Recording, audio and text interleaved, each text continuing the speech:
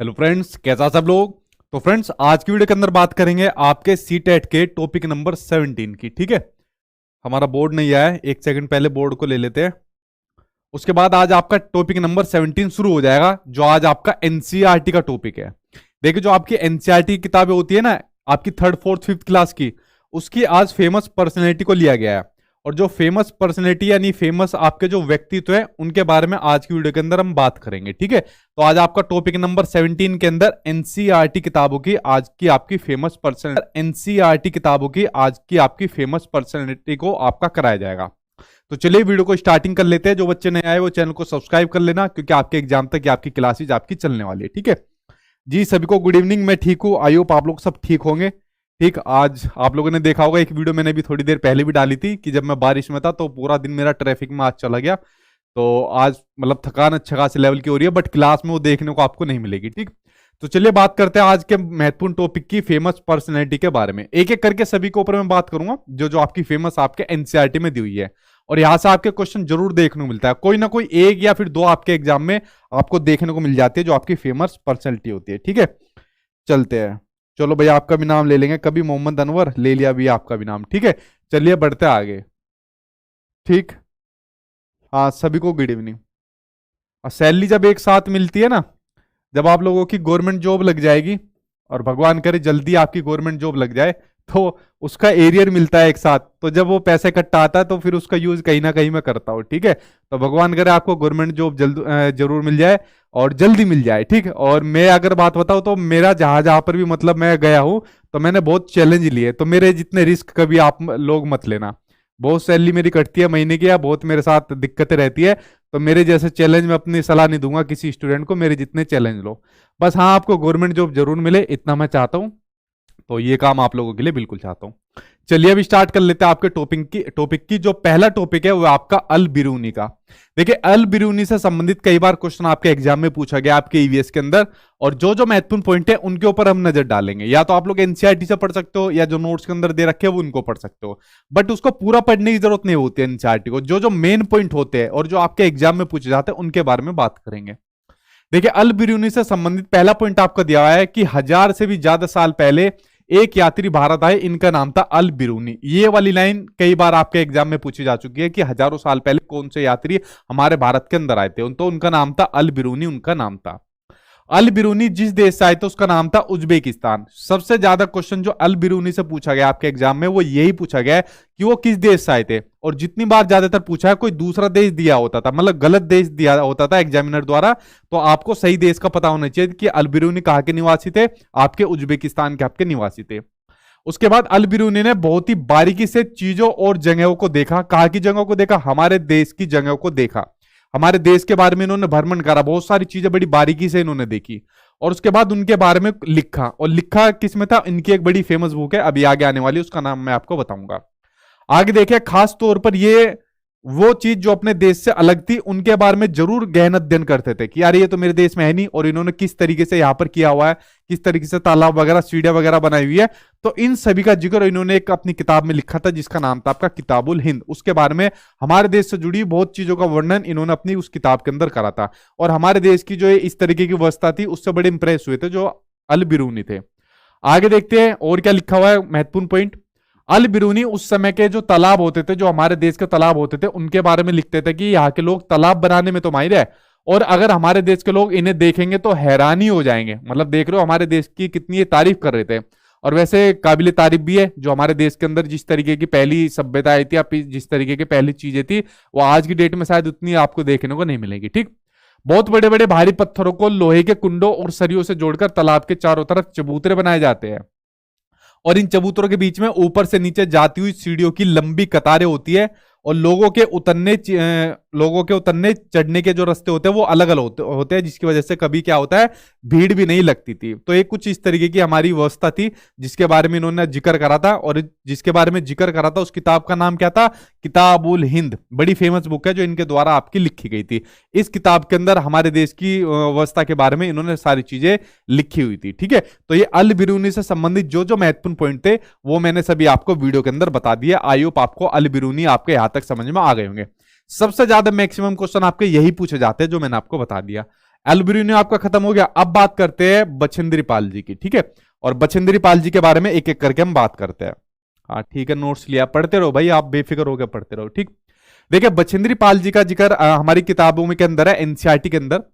तो बछेंद्री पाल भारत की पहली थी और विश्व की, पूरे वर्ल्ड की 5वें नंबर की थी जिन्होंने माउंट एवरेस्ट की चोटी पर चढ़ाई करी थी, ठीक। अब कई पॉइंट आने वाले आपके बछेंद्री पाल से, यहां से कई पॉइंट निकलते हैं, ध्यान से देखना। और पिछला जो ऑनलाइन पेपर हुआ था तो देखो एग्जामिनर ने कैसे घुमाया था, वो अभी आपको बताता हूं। बछेंद्री पाल का जन्म उत्तराखंड के चमोली जिले में बंपा गांव में 24 मई 1954 को हुआ था। जब शुरुआत में किताब खोल के देखोगे तो जिस चैप्टर दिया हुआ है बछेंद्री पाल का, पहली लाइन लिखी हुई है ये वाली, ठीक। उसके बाद बछेंद्री पाल बचपन में एक पिकनिक में गई थी जहां वे 4000 मीटर ऊंची चोटी पर चढ़ गई थी। तब ये कुल 12 वर्ष की थी। देखिए ये लाइन तो आपने देख ली। एक बड़ा महत्वपूर्ण पॉइंट मैं आपको बताता हूं जो आपके सीटेट के एग्जाम में कई बार पूछा गया, ध्यान से सुनना इस बात को, ठीक। बड़ा महत्वपूर्ण पॉइंट है ये। अब बछेंद्री पाल क्या थी? एक लड़की थी। अब जब इन्होंने कहा अपने घर वालों को बताया, अपने भाई से बताई कि भाई मुझे जो है ना माउंट एवरेस्ट की चोटी पर चढ़ना है, ठीक है, मुझे इस चोटी पर चढ़ना है। तो ये फीमेल थी, ध्यान से सुनना। तो ये फीमेल थी, तो इनके भाई ने मना कर दिया, कह रहा नहीं तुम नहीं जा सकती इस चोटी पर चढ़ाई करने के लिए। तो बिल्कुल उसे क्लियर मना कर दिया। जबकि बछेंद्री पाल जी का मन था जाने का कि मैं भी एवरेस्ट की चोटी पर जाऊं, जैसे और सब जा रहे मैं भी उस तरीके से जाऊं, ठीक। लेकिन जो बछेंद्री पाल जी के छोटे भाई थे, तो इनके भाई ने छोटे वाले जो भाई थे उनके लिए हामी भर दी। छोटे वाले भाई को बोल दिया जो बछेंद्री पाल से भी छोटे थे कि आप जा सकते हो। अब ऐसा उन्होंने क्यों काम करा?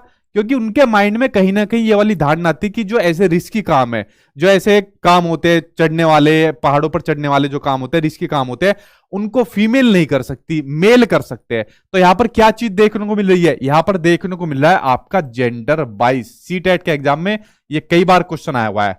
तो ये जो चैप्टर है आपका बछेंद्री पाल, अब बछेंद्री पाल ने माउंट एवरेस्ट की चोटी पर चढ़ाई करके कीर्तिमान बना दिया और कहीं ना कहीं जेंडर बाइस के कंसेप्ट को तोड़ दिया कि लड़कियां ऐसी जगह ये काम नहीं कर सकती है, ठीक है।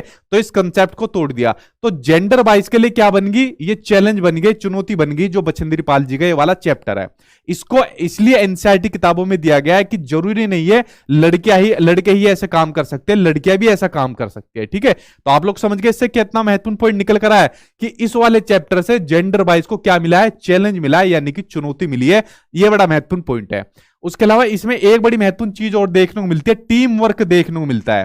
टीम वर्क की भावना देखने को भी यहां पर मिलती है, क्योंकि बछेंद्री पाल अकेली तो गई नहीं थी, साथ में इनका पूरा ग्रुप था। तो आपस में क्या मिली थी? टीम भावना देखने को मिली थी, एक दूसरे का सहयोग करके जो आपको भावना मिली थी। ये कुछ नए पॉइंट निकाले थे एग्जामिनर ने, जो पिछली बार ऑनलाइन एग्जाम हुआ था। तो ये बेसिकली आपके लिए एनसीईआरटी से हुई है आपका, ठीक है। आई होप आपको समझ में आ गया होगा कि जेंडर वाइज को चैलेंजिंग बना दिया था इस वाले चैप्टर ने और टीम वर्क की भावना देखने को मिली थी, ठीक। आगे देखते हैं अगला पॉइंट क्या दिया हुआ है। अगला पॉइंट दिया हुआ है, इन्होंने नेहरू इंस्टीट्यूट ऑफ माउंटेनियरिंग इससे अपनी ट्रेनिंग ली थी। अब देखो जो पिछली बार ऑनलाइन एग्जाम हुआ तो पता उसमें क्या आ गया कि ट्रेनिंग ली थी, इसके बारे में जिक्र नहीं दिया। एग्जामिनर ने पूछ दिया नेहरू इंस्टीट्यूट ऑफ माउंटेनियरिंग कहां पर पड़ता है। अब बच्चे घबरा गए कि यार ये तो पढ़ा ही नहीं, आउट ऑफ सिलेबस आ गया।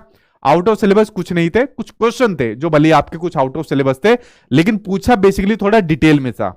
तो देखो नेहरू इंस्टीट्यूट ऑफ माउंटेनियरिंग आपका उत्तरकाशी में पड़ता है, और उत्तरकाशी कहां पर है? आपका ये भी आपका उत्तराखंड में पड़ता है।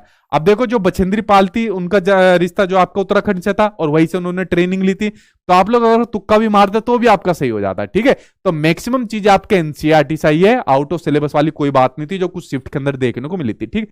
तो आप लोग समझ गए नेहरू इंस्टीट्यूट ऑफ माउंटेनियरिंग कहां पर पड़ता है? आपका उत्तरकाशी में पड़ता है, जहां से इन्होंने अपनी ट्रेनिंग ली थी। और जो इनके गाइडर थे, गाइड करने वाले थे, उनका नाम था ब्रिगेडियर ज्ञान सिंह, उनका नाम था। आई होप आप लोग चीजें समझ रहे होंगे जो चीजें नहीं आपके ऑनलाइन एग्जाम में पूछी गई थी, ठीक है। आगे बढ़ते हैं। 1984 में माउंट एवरेस्ट में जाने के लिए एक टीम मेंबर बनी। उसके अलावा आगे पॉइंट देखते हैं। अगला पॉइंट और ध्यान से देखना, ये क्वेश्चन आपका कई बार आपके एग्जाम में पूछा जा चुका है। 23 मई 1984 को 1984 को दोपहर के 1:07 पर इन्होंने अपना पहला कदम किस पर रखा? माउंट एवरेस्ट की चोटी पर अपना पहला कदम इन्होंने रखा। अब यहां से दो चीजें निकल कर आती है, देखिए ध्यान से सुनना, दो बातें क्या निकलेगी। पहली बात तो ये निकल कर आई, इन्होंने अपना जो है शुरुआत जो इन्होंने करी थी माउंट एवरेस्ट की चोटी पर चढ़ने की। अब बेसिकली जो इनके साथ इनके टीम मेंबर थे, तो वहां पर जगह कुछ ऐसी बनी हुई थी, वहां पर सिर्फ एक ही चढ़ सकता था, मतलब एक स्टैंड कर सकता था, ठीक है, दूसरा के लिए बिल्कुल भी जगह नहीं थी। तो इनके टीम मेंबर ने कहा चलो भाई आप जाकर आप शुरुआत कर दो। तो अपने पैरों के बल पर वहां पर बैठ गई। फिर इन्होंने अपने बैग से हनुमान जी की मूर्ति निकाली और माता जी की मूर्ति निकाली, वहां पर अपनी पूजा अर्चना करी और उसके बाद वहां से उसकी जो चोटी होती है उसको चूम कर और फिर ये नीचे आ गई, ठीक है। अब आपके एग्जाम में जो सबसे ज्यादा पूछा गया है कि जो माउंट एवरेस्ट की चोटी है इसकी ऊंचाई कितनी है। अब ऊंचाई में जो एग्जामिनर था उसने झंडे गाड़ दिए। पता है झंडे कैसे गाड़ दिए? अब मतलब इतना फंस गया अपनी बातों के अंदर, पता नहीं कितनों ने वो पेपर सेट किया होगा।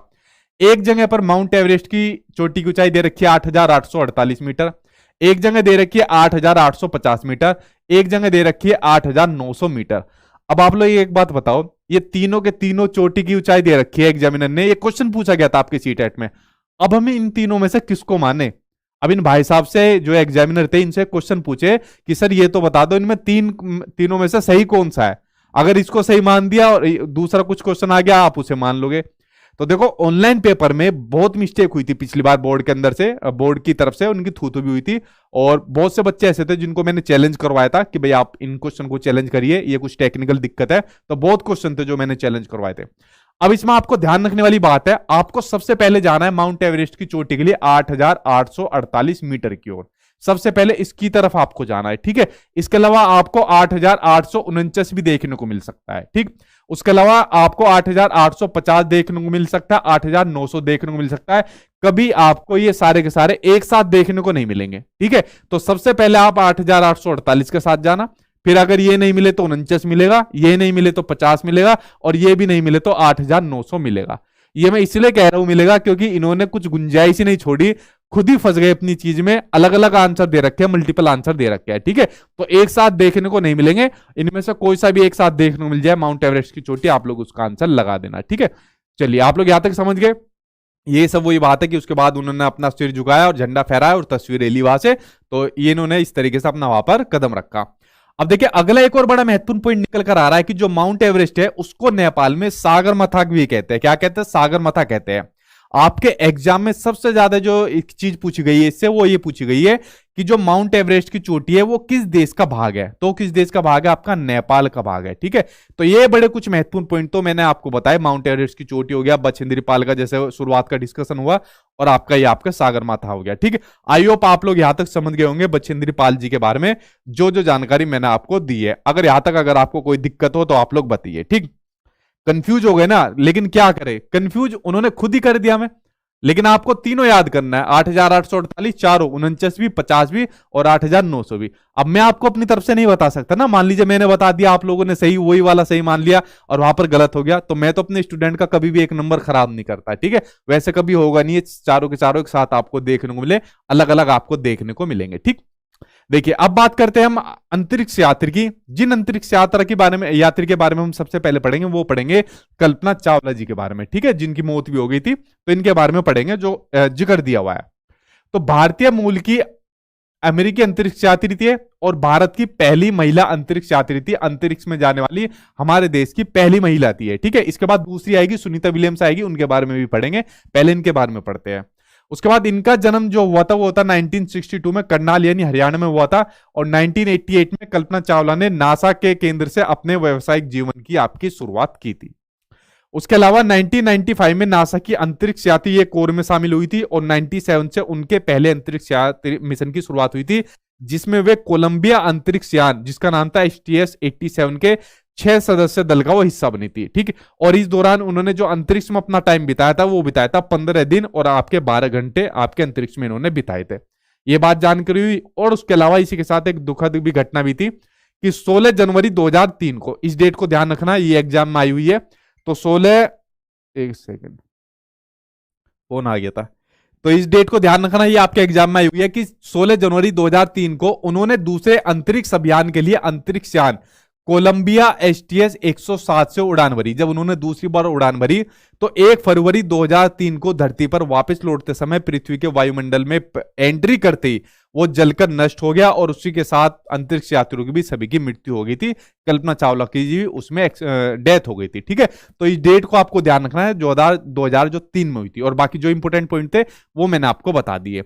अच्छा, इसमें एक चीज और पॉइंट और देख लो, नील आर्मस्ट्रॉन्ग का भी मैंने थोड़ा डाला है, पूरा डिटेल में पढ़ने की जरूरत नहीं है, आपको सिर्फ इतना जानना है कि नील आर्मस्ट्रॉन्ग चांद पर उतरने वाले पहले व्यक्ति थे, और कब उतरे थे? 1969 में उतरे थे। अच्छा, मेरा आप लोगों से क्वेश्चन है, चांद पर पैर रखने वाले तो जिन्होंने पहले पैर रखा वो थे नील आर्मस्ट्रॉन्ग, लेकिन दूसरा पैर किसने रखा उसका नाम आप लोग कमेंट बॉक्स में मुझे बताइए, देखता हूं कितने इंटेलिजेंट आप लोग हैं। ठीक है, चलिए बढ़ते अब आपके अगले व्यक्ति, तो अगली पर्सनैलिटी के बारे में जो आपके सीटेट के एग्जाम में बहुत पूछी जा चुकी है, जिनका नाम है आपका सुनीता विलियम्स। अब इनके बारे में एक एक करके नजर डालते हैं। नहीं गधो, अगर पहला पैर नील आर्मस्ट्रॉन्ग ने रखा है तो दूसरा भी तो वही रखेंगे, एक पैर पे थोड़ी पहुंचेंगे। मजाक कर रहा हूं, सीरियसली बताओ दूसरे व्यक्ति कौन थे जो इनके साथ गए थे वहां पर। ठीक है, देखिए आप पढ़ते हैं सुनीता विलियम्स जी के बारे में, तो ये अंतरिक्ष में जाने वाली भारतीय मूल की दूसरी थी। ठीक है, और पहली महिला कौन थी? कल्पना चावला थी, दूसरी ये थी। ये 360 किलोमीटर दूर स्पेस में गई थी, और इनका संबंध गुजरात के आपके अहमदाबाद शहर से है। इन्होंने 195 दिन तक अंतरिक्ष में रहने का विश्व रिकॉर्ड भी स्थापित किया था। सबसे ज्यादा उस टाइम पर रहने वाली ये महिला अंतरिक्ष यात्री थी, जिन्होंने 195 दिन स्पेस के अंदर बिताए थे। जून 1998 में जो नासा है उसमें इनका चयन हुआ, और 2008 में इन्हें पद्म भूषण से सम्मानित भी किया गया था। इन्हें कब किया गया था? 2008 में पद्म भूषण से इनको सम्मानित किया गया। आगे पढ़ते हैं इनके बारे में और पॉइंट। 16 अप्रैल 2007 को अंतरिक्ष में मैराथन दौड़कर ऐसा करने वाली विश्व की पहली आपकी महिला बनी थी, सुनीता विलियम्स थी। अब देखते हैं सुनीता विलियम्स ने जो अपने एक्सपीरियंस बताए स्पेस के अंदर, स्पेसशिप के अंदर, इन्होंने अपने अनुभव बताए, तो उनके ऊपर नजर डालते हैं कि स्पेस के अंदर आपका कैसा माहौल होता है। देखो ये सुनीता विलियम्स जी, आप लोग इनको देख सकते हो। तो स्पेसशिप में इन्होंने अपना जो एक्सपीरियंस बताया कि कैसा एक्सपीरियंस होता है, जो स्पेसशिप थी जिसमें रहते थे, वहां पर एक जगह बैठ नहीं पाते थे क्योंकि ग्रेविटेशनल फोर्स नहीं थी, गुरुत्वाकर्षण बल नहीं था, और एक जगह से दूसरी जगह पर तैरते रहते थे, सारे के सारे तैरते रहते थे एक जगह से दूसरी जगह पर। और पानी भी नहीं रुकता था, यहाँ पर क्या होते थे? बुलबुले होते थे, बुलबुले बन के फ्लोट करता था, और जो चेहरा या हाथ भी अगर धोना होता था तो इन बुलबुले को पकड़ा जाता था, और फिर इनको कागज में गीला कर कर अपना हाथ चेहरा धोया जाता था। ठीक है, वहां पर कंघी करने की भी आवश्यकता नहीं थी क्योंकि बाल हमेशा खड़े रहते थे। आप लोग देख सकते हो कैसे बाल खड़े हैं, तो कंघी करने की जरूरत ही नहीं है। ये सब जो पॉइंट आपके दिए हुए ना, ये सब आपके एनसीईआरटी में दिए हुए हैं। ठीक, तो इसलिए सभी पॉइंट को आपको देखना है, क्योंकि मैंने निचोड़ आपके सामने डाला हुआ इस टाइम पर। वहां टहल नहीं सकते थे और फ्लोट करने की आदत हो गई थी, एक जगह पर रुकने के लिए खुद को बांधना पड़ता था तभी रुक सकते थे। ठीक, तो स्पेस से संबंधित जो जो इन्होंने अपने महत्वपूर्ण पॉइंट बताए थे वो सभी मैंने आपको बता दिए। आई होप आपकी समझ में आ गए होंगे। ये बिल्कुल निचोड़ है जो आपका एनसीईआरटी का इस टाइम पर मैं आपको दे रहा हूं। ठीक है, और मेरे ख्याल से क्वेश्चन इससे बाहर आपका एग्जाम में नहीं जाएगा। ठीक, चलिए आगे देखते हैं, अगली फेमस पर्सनैलिटी आ गई, उनके बारे में देखते हैं। हाँ, कितना मजा आता होगा सर। अरे शुरू में मजा आता है, उसके बाद तो सजा हो जाती है। ठीक है, दिक्कत हो जाती है, बहुत सी मतलब शरीर से जुड़े हुए चेंज देखने को मिलते हैं जब इतने टाइम तक स्पेस में रहते हैं। तो शुरू में वैसे ही लग रहा है, मजा आता है कि तैरते रहेंगे, लेकिन कुछ टाइम के बाद इसके साइड इफेक्ट भी देखने को मिलते हैं बहुत ज्यादा। ठीक है, चलिए अगली के बारे में बात करते हैं, बड़ी फेमस। अगर मैं बात करूं सारी पर्सनैलिटी के अंदर जो सबसे ज्यादा क्वेश्चन पूछा जाता है वो इनसे पूछा गया है, कन्नम मल्लेश्वरी जी से। तो कन्नम मल्लेश्वरी कौन थी? एक वेट लिफ्टर है जो आपकी आंध्र प्रदेश की रहने वाली। ध्यान से सुनना, कौन है? वेट लिफ्टर है, यानी जो वेट को उठाती है, जैसे इनकी यहां पर फोटो है, और ये आपके आंध्र प्रदेश की रहने वाली है। ये 130 केजी तक का भी आपका भार उठा लेती है, और भारत के बाद इन्होंने 29 गोल्ड मेडल जीते, 29 मेडल इन्होंने जीते। ये सामने आपकी स्क्रीन पर जितने पॉइंट है इनको एग्जामिनर बार बार घुमा के देता है, इनको अच्छे तरीके से आप लोग रट लेना। ठीक है, चलिए बढ़ते हैं आपके फिर अगले पॉइंट की ओर। अगला देखिए आ गया लेफ्टिनेंट कमांडर वहीदा प्रिज्म। इनके बारे में देखते हैं। हालांकि सीटेट के एग्जाम में पता नहीं आज तक इनसे संबंधित क्वेश्चन क्यों नहीं पूछा, ठीक है, लेकिन आपको इनके बारे में पता होना चाहिए। तो इनके बारे में पढ़ते हैं। ये भारतीय नौसेना में डॉक्टर है और नौसेना के समुद्री जहाज पर काम करने वाली गिनी चुनी महिलाओं में से एक है। ये पहली महिला है जिन्होंने एक पूरी परेड की कमान इन्होंने संभाली थी। ठीक है, बताओ कब संभाली थी? जो कमान संभाली थी परेड की, और किसी भी सेना में बहुत बड़ी बात मानी जाती है। इनका गांव जो हुआ था वो थन्ना मंडी में हुआ था, जो आपका जम्मू के अंदर आपका राजौरी जिले में आपका पड़ता है। ठीक, तो इनसे संबंधित जानकारी मैंने आपको बता दी। आगे बढ़ते चमकता सितारा, बड़ा महत्वपूर्ण पॉइंट। जैसे कन्नम मल्लेश्वरी जी का बड़ा महत्वपूर्ण चैप्टर है आपका चमकता सितारा वाला, ये भी आपका बड़ा महत्वपूर्ण पॉइंट है। ठीक है, तो ये आपका एक चैप्टर दिया हुआ है, आई थिंक चैप्टर नंबर 20 है, उसके अंदर दिया हुआ है जंगल किसके नाम से वो चैप्टर है, जिसके अंदर आपका सूर्यमणि का जिक्र दिया हुआ है। अब यहां से आपको चीजें पढ़नी है, यहां से आपका कुड़ुक देखने को मिलेगा, जो कुड़ुक भाषा होती है, तो ये सब चीज आपको देखने को मिलेगी। ठीक है, अब देखिए, अब यहां पर दिया हुआ है आपका कि सूर्यमणि एक चमकता सितारा है। सूर्यमणि कौन है? एक चमकता सितारा है।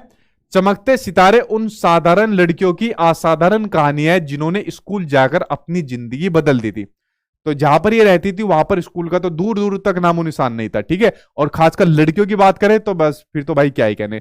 बट इन्होंने स्कूल जाकर क्या काम करा था, ये धारणा को बिल्कुल तोड़ा था और स्कूल जाकर इन्होंने अपनी जिंदगी को बदला था।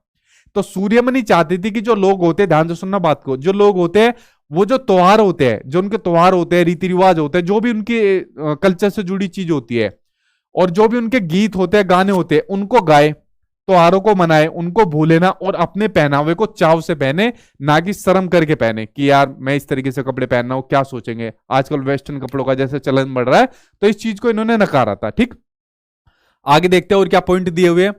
जड़ी बूटी की समझ और बांस की चीजें बनाने की कला बच्चे भी सीखे। अपनी स्कूल की जो भाषा होती है उसको तो सीखे ही, अपनी कुड़ुक भाषा का भी रिश्ता रखे। ठीक है, देखिए अब ये कुड़ुक भाषा आपकी देखने मिली, बहुत बार आपके एग्जाम में आता है कुड़ुक भाषा क्या होती है, कुड़ुक का संबंध किससे होता है। अभी सब चीजें हम लोग पढ़ेंगे कुड़ुक के बारे में। ठीक, भाषा का रिश्ता भी उससे जोड़े, ये मैंने आपको बता दिया। तोरांग में कुड़ुक क्या होता है, तोरांग में नहीं, ये वाली लाइन नहीं, ये तो रह गई। यह सब तोरांग एक सेंटर है, उस केंद्र में होता है। देखिए तोरांग क्या था, एक सेंटर बनाया गया, केंद्र बनाया गया। जो केंद्र बनाया गया, सेंटर बनाया गया था, ये आपका किसने बनाया था, सूर्यमणि ने बनाया था अपने दोस्तों के साथ मिलकर। तो जो सेंटर बनाया था, केंद्र बनाया था, इसमें जो कुड़ुक समाज के लोग रहते थे उन और अन्य जो आदिवासी रहते थे, तो उनकी किताबों को इसमें रखा जाता था। उनके गाने बजाने की कई चीजें जैसे बांसुरी और तरह तरह के ढोल को भी इस तोरांग यानी सेंटर में रखा जाता था, जो सूर्यमणि ने आपका बनाया था। आगे देखते हैं।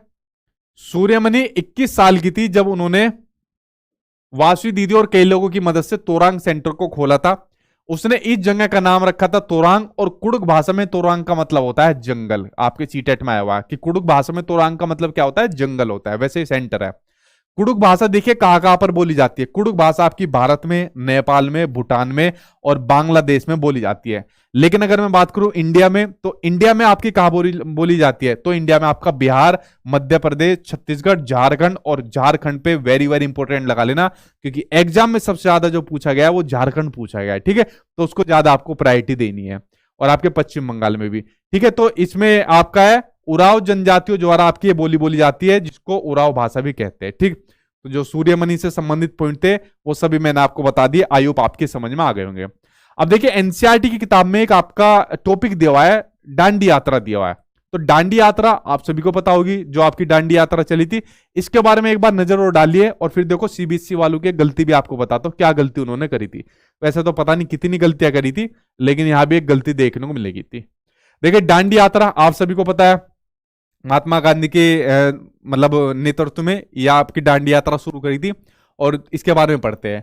सन 1930 1930 में अंग्रेजों ने भारत के आम लोगों को नमक बनाने पर पाबंदी लगा दी थी, जिस कारण गांधी जी ने दांडी यात्रा शुरू करी। तो कब शुरू करी, 1930 में, 1930 में। एग्जामिनर ने यह डेट गलत दे दी थी, और ये डेट गलत देने के बाद उसको सही भी माना था। इन भाई साहब से पता नहीं इन्होंने 10-20 लोगों ने मिलकर पेपर बनाया, जितने भी ये आपके सीबीएसई के पेपर बनाने वाले, इतनी टेक्निकल दिक्कत करी है, हिंदी में कुछ और लिख दिया, इंग्लिश में कुछ और लिख दिया, ऐसी मैथ्स के अंदर उन्होंने कुछ करा था। मैं भी इतने बच्चों का दे दे के परेशान हो गया था, मैंने बोर्ड में भी बात करी थी कि भाई मतलब बहुत भारी मिस्टेक है।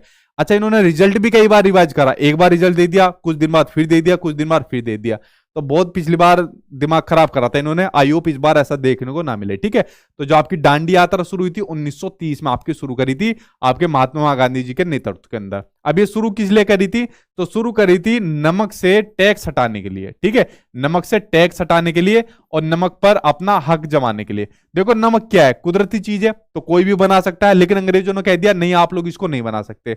देखो हमारे देश में रह रहे हैं और हमको नमक बनाने से मना कर दिया, और उल्टी बात अगर इसे बना रहे तो इस पर भाई आपको टैक्स भी देना पड़ेगा।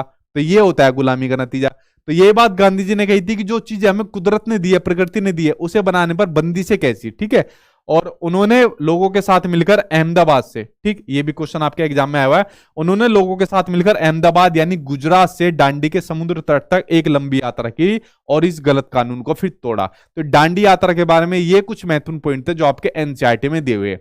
देखिए, पढ़ाने को मैं आपको बहुत ज्यादा पढ़ा सकता हूं यहां से आपके, ठीक है, बट कुछ फायदा ही नहीं है, क्योंकि सिर्फ वही चीजें आपको पढ़ानी है जो आपकी एनसीईआरटी की किताबों में दी हुई है। अब मान लो महात्मा गांधी की बात आ गई यहां पर, ठीक है, दांडी यात्रा की बात आ गई, पता है मैं इतने पॉइंट आपको बता सकता हूं कि आधा पौन घंटा आराम से मैं आपको ले जाऊंगा, बट उनका फायदा ही क्या जो एग्जाम में ना आए, ठीक है।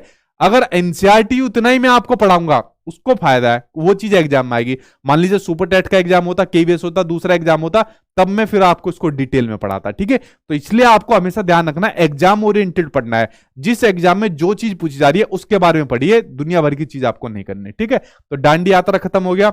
अब अगला टॉपिक आपके जो दिया हुआ है वो है राकेश शर्मा। पता नहीं राकेश शर्मा जी से क्या लड़ाई है सीबीएसई वालों की, आज तक इनके बारे में क्वेश्चन ही नहीं दिया, हालांकि सबके बारे में दिया, कन्नम मल्लेश्वरी दिया, सुनीता विलियम्स दिया, कल्पना चावला दिया, इनके बारे में क्वेश्चन ही नहीं देते, पता नहीं क्या इनसे नफरत है इतनी, बट हमको तो लेना है ना, क्या पता इस बार पूछ ले ऑनलाइन पेपर में। देखिए राकेश शर्मा जी के बारे में बात करते हैं। राकेश शर्मा भारत के पहले और विश्व के 138वें अंतरिक्ष यात्री थे और इनका जन्म 1949 को पंजाब के पटियाला में हुआ था।